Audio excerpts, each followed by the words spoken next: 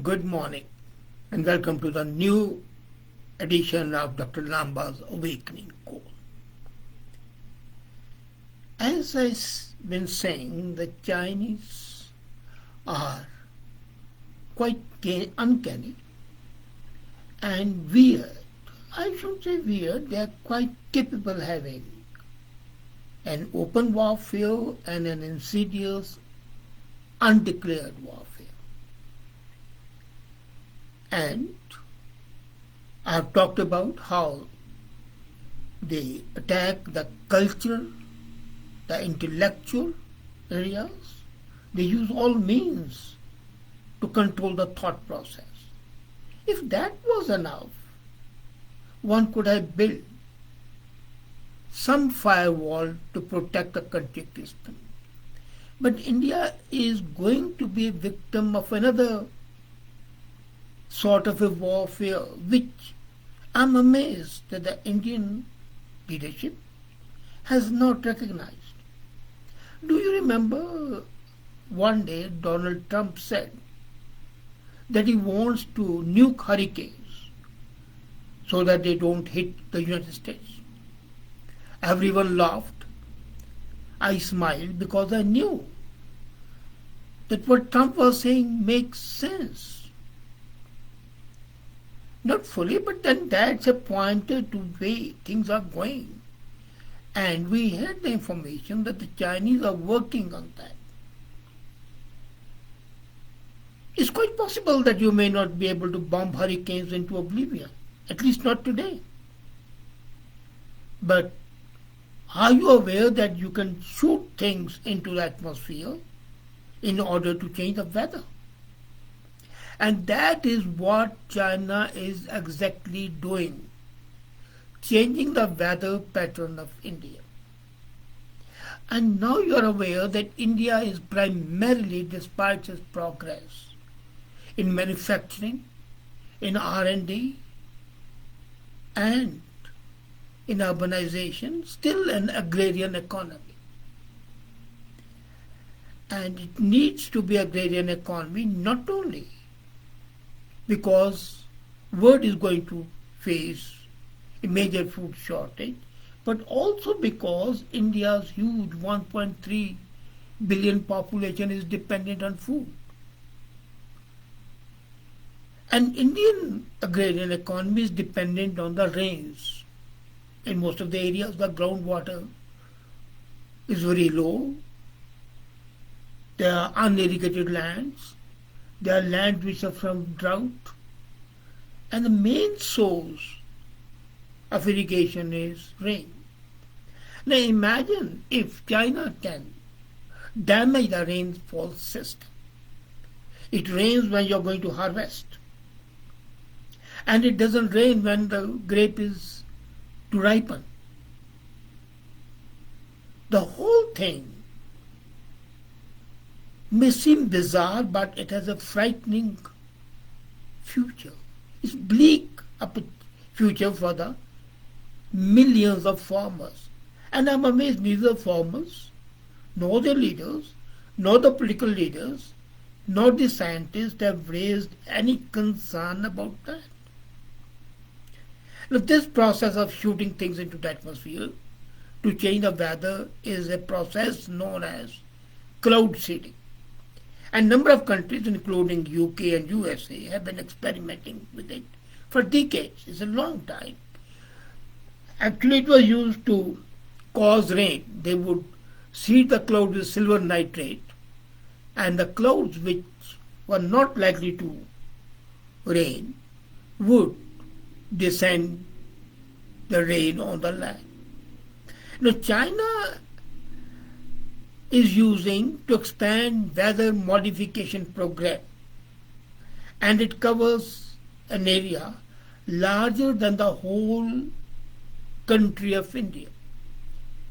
China has not revealed the plans, but according to the intelligence agencies, the plan is to drastically expand an experimental weather modification program.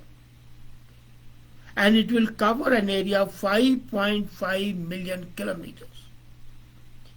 5.5 million kilometers comes to 2.1 million square miles, and it is more than 1.5 times the total size of India.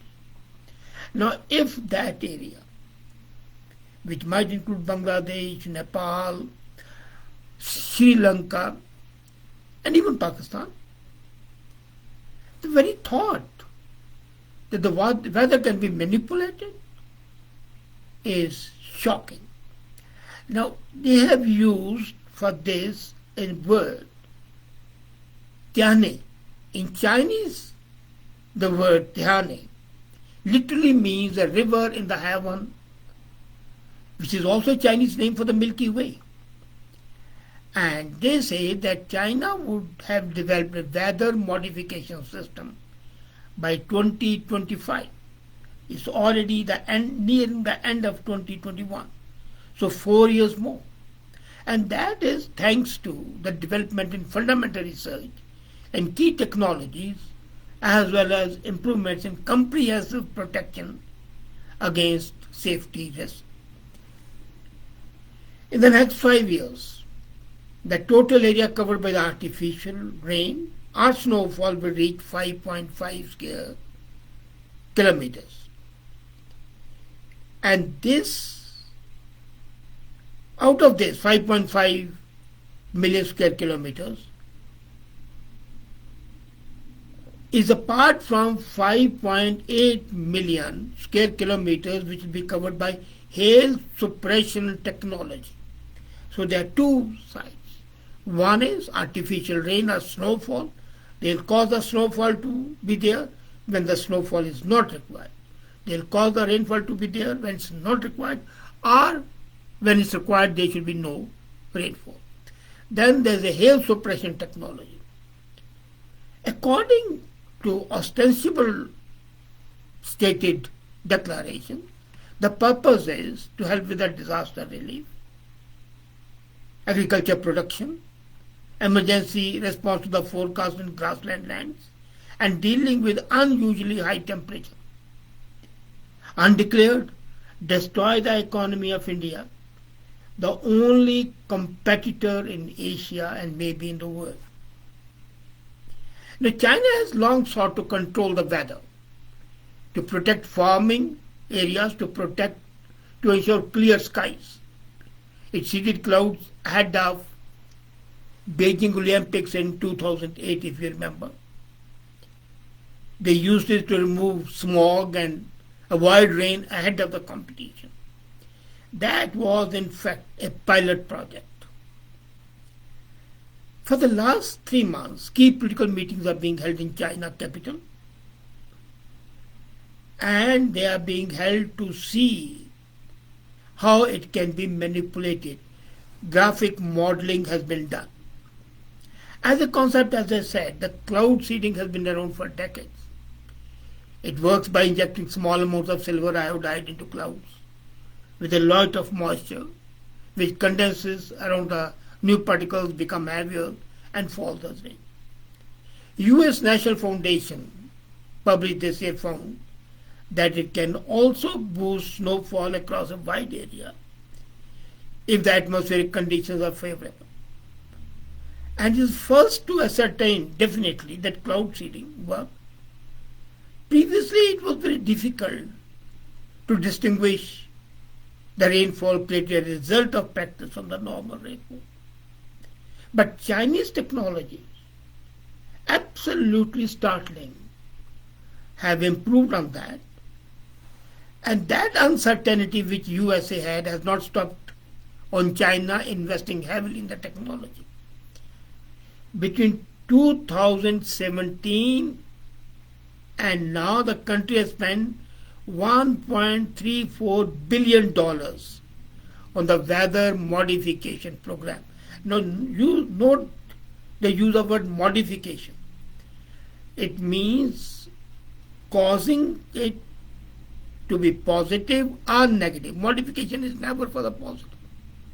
If it's only for the positive, it would be improvement. So, according to the latest reports, the weather modification has helped reduce 70% of the hail damage in Xi'an, the key agricultural area in China. Now the fear is that since the modification is not subject to any control by any multilateral or international body, it can have negative effect. And that's why China's enthusiasm for this technology is creating alarm.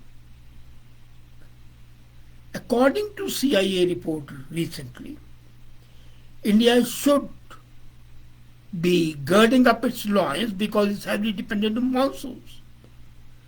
And those monsoons would be disrupted, become less predictable as a result of the climate change, aided and abetted by the Chinese climate modification program. Now let's not forget that India and China recently faced off their hotly disputed border in Himalayas. It was the bloodiest clash in the decades earlier this year.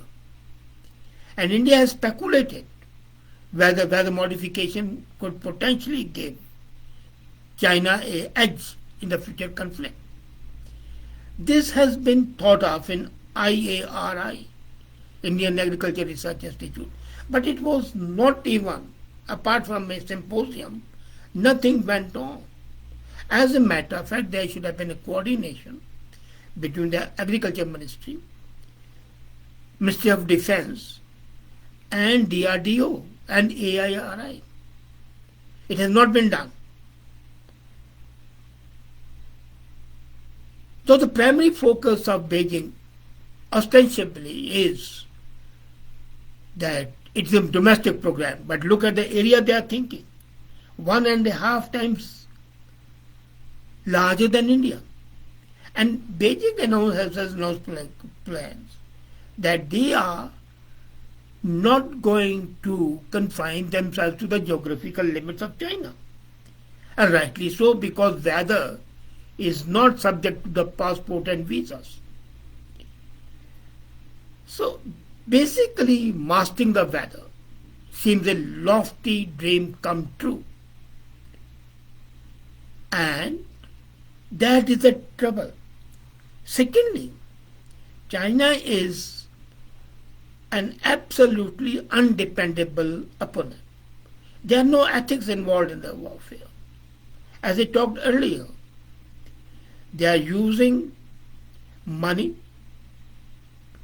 greed, avarice to manipulate the minds of the impressionable youth as well as the intelligentsia. Unfortunately, as I said earlier, now as I said, they are spending $1.34 billion. And the State Council of China announced that by 2025, it will cover not only China, but parts of the South Asia as well. And mind you, they said South Asia, they did not say India or Pakistan. Now, how successful China would be, according to some doubting Thomases, is still doubtful. But then, do we have to live in uncertainty? Shouldn't proactive steps be taken? Must India always react? This is $1 million question. Why should it not send a signal that they have to get up? And the question how successful China would be is beside the point. What is terrifying is that it's scaling up its weather modification program. And it's not just posturing. It's in desperation. It's not bothered about the climate change per se or the pollution per se. It's building 1,000 thermal plants every day. So climate crisis is not calling it. But water shortage is affecting more than 3 billion people around the world. About 1.5 billion people are suffering from severe water scarcity. And according to UN estimates, by 2030, water scarcity will have displaced up to 700 million people. Now, once the Indian rainfall is affected, not only will it affect the agriculture directly, but the people would also be affected because there will be water shortage. Already India is not very much on the happier side of as water surplus. No. It is marginal. And if the water scarcity is there, you can well imagine hot climate, no water, food prices going through the roof. So what shall be India doing? A nationwide program is required. How to counteract it? And that's not being done. Last year, for example, China suffered unprecedented typhoons and deadly floods. India has also suffered them. We had great typhoons on the coast of Orissa. Are they manufactured ones? At present, there is no information about that. But if China can manipulate weather above the land, in the space, can it not manipulate the ocean? These are the million-dollar questions that have got to be considered. And simply taking that China is considering domestic concerns is deluding ourselves. We have already seen from the ongoing dispute over Mekong River in Vietnam that the ecosystems don't respect national boundaries. And as China pursues its ambitious weather-changing ambition, it's not going to consider the potential impact on India. Last year there was a paper presented at National Taiwan University, and it said that the lack of proper coordination of weather modification activity leads to the charge of rain stealing. Now, Taiwan has woken up to this danger. India has not. They call it rain stealing. Because what's going to happen is the pattern of rain would be shifted towards China, away from India. And then, according to the same paper, the lack of checks and balances is going to be a problem. Is going to be a problem because these are not monitored, as I said earlier, by any international agency. And then there is another opinion coming from the geoscientists. They say that China's ambitious geoengineering projects, particularly in this condition, can make them more adventuresome. So theoretically, it's okay that they are doing within the country, but as the Taiwanese say, they are stealing it without regulation. And this was a statement by Dhanshri Jayaram. Their action is going to be injurious to India to the extent that 65%, and that's the assessment of the intelligence agencies, of Indian agriculture would be adversely affected. And China has yet shown no sign of unilaterally deploying geoengineering projects on the ground. If China was honest and open, they would have formed a consortium with Vietnam, Taiwan, India, Bangladesh, so that these countries which are likely to be impacted by this experimentation and how far they have gone ahead is visible from the fact that they are saying that 2025 they are going to implement it. Raises suspicions. But Is the government of India going to wake up? Or would it be the way India faced bloody nose in 1962 because it was not prepared militarily? Now India might face a bloody nose because it's not ready from the ecological point of view, and India might face an ecological disaster. I trust my warning is not going to be Cassandra warning. I trust the government is going to wake up because the intelligence agency's report is with the government of India as well. And this has been confirmed by the Five Eyes. Five Eyes is a combined intelligence service of the five major countries.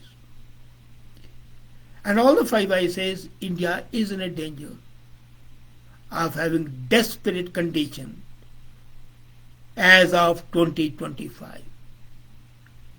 Mr. Modi and his government need to wake up before it's too late. Thank you.